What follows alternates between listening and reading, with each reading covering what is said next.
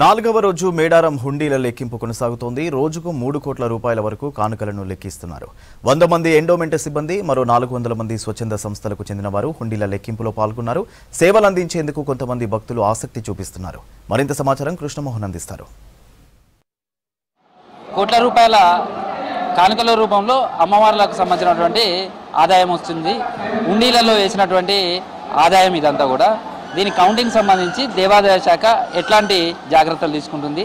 అయితే ఇంత మొత్తంలో అమ్మవార్లకు సంబంధించినటువంటి దాదాపు 520 హుండీలకు సంబంధించినటువంటి హుండీలు ఉన్నాయి. అవన్నీ కూడా ఎట్లా కౌంటింగ్ చేస్తారు? వచ్చినటువంటి దేవాదాయ శాఖ సిబ్బంది మాత్రమే చేస్తుందా? వాళ్ళకు ఎలాంటి ఎవరెవరు సహాయం చేస్తారు? తర్వాత వీళ్లకు పేమెంట్స్ ఉంటాయా, లేకపోతే వీళ్ళు దైవ కార్యంలో పాల్గొనడం అనేది అదృష్టంగా భావించి చేస్తారా? కౌంటింగ్ సంబంధించినటువంటి ఎంతమంది సేవలు అందిస్తారు అనేది కూడా చూడవచ్చు. దీంట్లో ప్రధానంగా దేవాదాయ శాఖ కావచ్చు, అదేవిధంగా రెవెన్యూ, సేమ్ టైంలో పోలీసు శాఖకు సంబంధించి, తర్వాత కొంత స్వచ్ఛంద సంస్థలకు సంబంధించి కావచ్చు, భక్తుల నుంచి కూడా సేవలు అందిస్తారు. అమ్మవార్లకు హుండీలలో కానుకలుగా సమర్పించినటువంటి కరెన్సీ కావచ్చు, అదేవిధంగా నాణ్యాలకు సంబంధించి కావచ్చు, ఇవంతా కూడా కౌంటింగ్ చేయడం అనేది చాలా పెద్ద ప్రాసెస్గానే మనం చెప్పుకోవచ్చు. ఎందుకంటే హుండీలు ఓపెన్ చేయాలి, ఆ తర్వాత లోపల ఉన్నటువంటి నోట్లను వేరువేరుగా చేయాల్సి ఉంటుంది. అవి 5 రూపాయల, 10 రూపాయల, 50 రూపాయల, 100 రూపాయల, ఆ తర్వాత నాణ్యాలకు సంబంధించి కూడా వేరువేరు చేయాలి. తర్వాత వడి బియ్యాన్ని వేరు చేయాలి. ఇవంతా కూడా కౌంటింగ్ చేయాలి. ఇది ఒక్కరో ఇద్దరో చేస్తే కాదు, దాదాపు 300-400 మంది ప్రతిరోజు ఒక వారం రోజుల పాటు కూడా సేవలు అందించాలి. ఇప్పుడు మన చుట్టూ కనిపిస్తున్న వాళ్ళంతా కూడా అలాంటి సేవలు అందించడానికి వచ్చిన వాళ్ళే అని చెప్పచ్చు.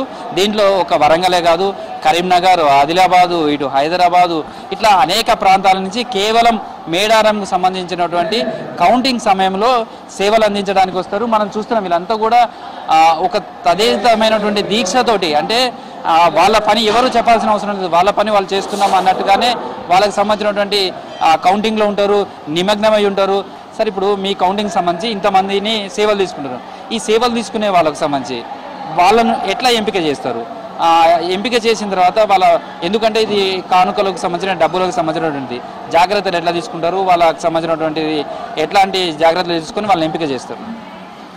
మేము ప్రధానంగా దేవాదాయ ధర్మాదాయ శాఖలో ఉండేటువంటి కార్యనిర్వహణాధికారులందరం స్థానికంగా ఉండేటువంటి భక్తులు, ఆ భక్త బృందాలు, స్వచ్ఛంద సేవా సంస్థలు వారు ఎప్పటికీ నిత్యం మాకు అనుసంధానంగా ఉంటారన్నమాట.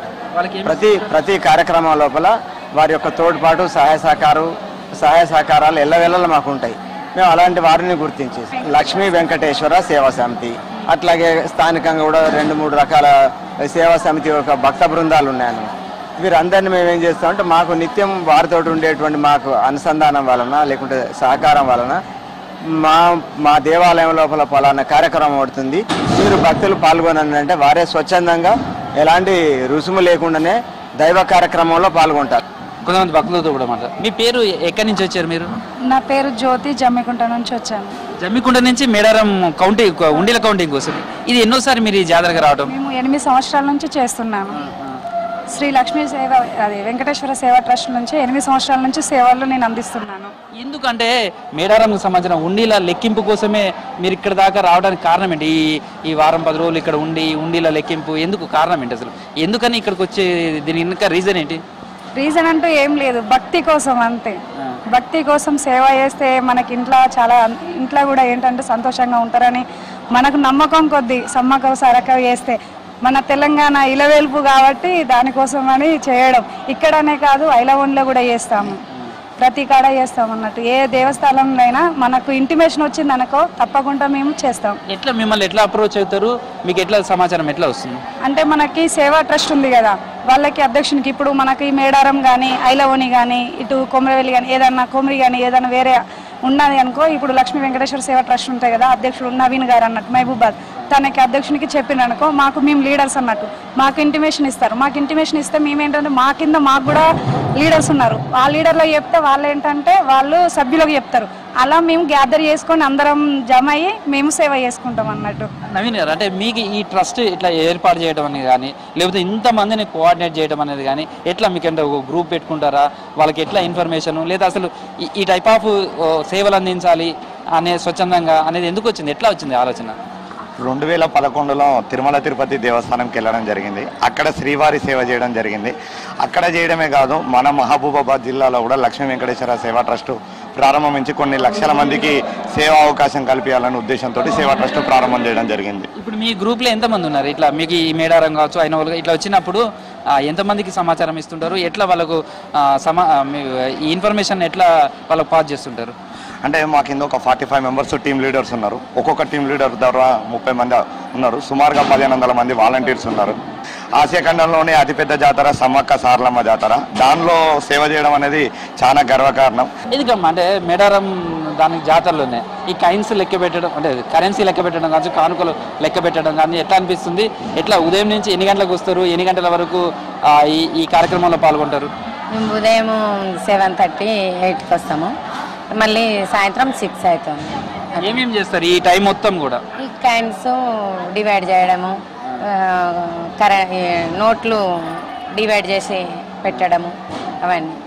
ఎట్లా అనిపిస్తుంది అంటే ఇన్ని నోట్లు కావచ్చు లేదా అమ్మవాళ్ళకి సంబంధించిన కానుకలు ఇవన్నీ కూడా కనిపిస్తుంటాయి కదా, ఈ కానుకలు లెక్క పెట్టడంలో ఈ సేవలు అందించడం మీకు ఎట్లా అనిపిస్తుంది? చాలా సంతోషం అనిపిస్తుంది సార్. మాకు ఇలాంటి సేవలు చేయడం అనేది ఇక మాకు జన్మ ధన్యమైపోతుంది అంతే. ఇంకా అంటే ఎట్లా అనిపిస్తుంది అమ్మా ఇప్పుడు అమ్మవారికి సంబంధించినటువంటి కానుకలు అవి పట్టుకున్నప్పుడు కానీ లేదా అవి లెక్క పెడుతున్నప్పుడు కానీ మీకు ఎట్లా అనిపిస్తుంటుంది? ఒక ఆనందం అనిపిస్తుంది. మాకు అనుగ్రహం అమ్మవారి దయ మాకు ఎప్పటికి ఉండాలి, మా పిల్లలకి ఎప్పటికి ఉండాలి. మాకు ఒక సంతోషం అనిపిస్తుంది. మాకు అమ్మవారి సేవ దొరకడమే అదొక అదృష్టం అనుకుంటున్నాం. మా పిల్లలు మా భర్త పంపించడం ఒక అదృష్టం. మమ్మల్ని తీసుకొచ్చి మా లీడర్ జ్యోతి తీసుకొచ్చింది ఒక మా అదృష్టం. మా జన్మ ధన్యమవుతుంది అనుకుంటున్నాం. ఒక సంవత్సరం నుంచి వెళ్తున్నాం తిరుపతి సేవకు. శ్రీశైలం, మరి జమలాపురం, చెరువుగట్టు స్వామి. ఇక్కడ ఇంకా సంతోషం కలిగింది. సమ్మక్క సారక్క అమ్మవార్ల జాతర చూసినాం, కౌంటింగ్ చేసినాం. మాకు చాలా ఆనందంగా ఉంది, చాలా సంతోషంగా ఉంది. నేను హైదరాబాద్లో ఐటీ ఇండస్ట్రీలో జాబ్ చేస్తూ ఉంటా. నాకు భక్తి విషయాలలో పాల్గొనడం చాలా ఇష్టంగా ఉంటుంది. దానికోసం ఈసారి మా ఊరు నుంచి అడిగి మరీ దీనిలో పాల్గొన్నా.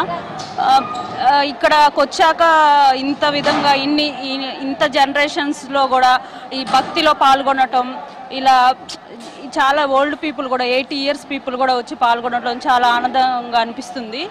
నేను చూడని కాయిన్స్ కూడా చాలా చూసా. ఫారెన్ కాయిన్స్, 5 రూపాయలు, 5 పైసల బిల్ల, 10 పైసల బిల్ల అలా చూడటం నాకు చాలా సంతోషంగా అనిపించింది.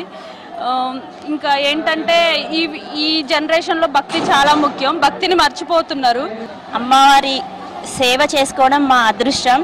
మనకి కూడా ఇలాంటి అవకాశం వచ్చినందుకు, దాన్ని వినియోగించుకున్నందుకు అసలు మామూలుగా అసలు చెప్పరాదండి. ఇంకా అంత ఆనందం చాలా అనిపిస్తుంది. 2 కోట్ల మంది భక్తులు వస్తారు. ఆ భక్తులు అమ్మవార్లను దర్శించుకొని మొక్కులు చెల్లించుకుంటారు. అలాంటి మొక్కులన్నింటినీ కూడా మేము పట్టుకొని మళ్ళీ అవి లెక్కలు చేసి మళ్ళీ అమ్మవారికి సమర్పించడంలో ఒక భాగస్వామ్యం అవుతున్నాం. ఇదే తమ అదృష్టం అనేది వాళ్ళు చెప్తున్నారు. ఈ సేవల ద్వారానే తొందరగా అమ్మవార్లకు సంబంధించినటువంటి ఉండీల కౌంటింగ్ అంతా కూడా సజావుగా జరగడానికి, స్పీడ్గా జరగడానికి ఒక కారణంగా చెప్పుకోవచ్చు.